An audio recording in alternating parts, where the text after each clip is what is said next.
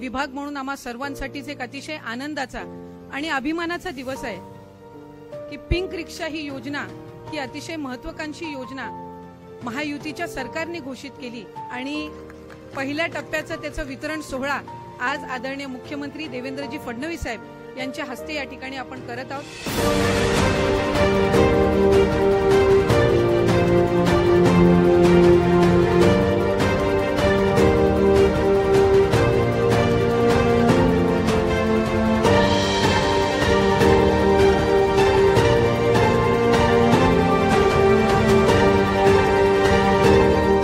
मला अतिशय आनंद आहे की पिंक ई रिक्षा ही जी योजना महिला व बाल विकास या विभागाच्या माध्यमातून आपण घोषित केली होती, आज नागपूरमध्ये त्याचं पहिल्या टप्प्याचं वितरण हे आपण करतो आहोत। मी आमच्या महिला व बाल विकास मंत्री अदितीताई आणि राज्यमंत्री मेघनाताई आणि तसेच सचिव अनुप कुमार यादव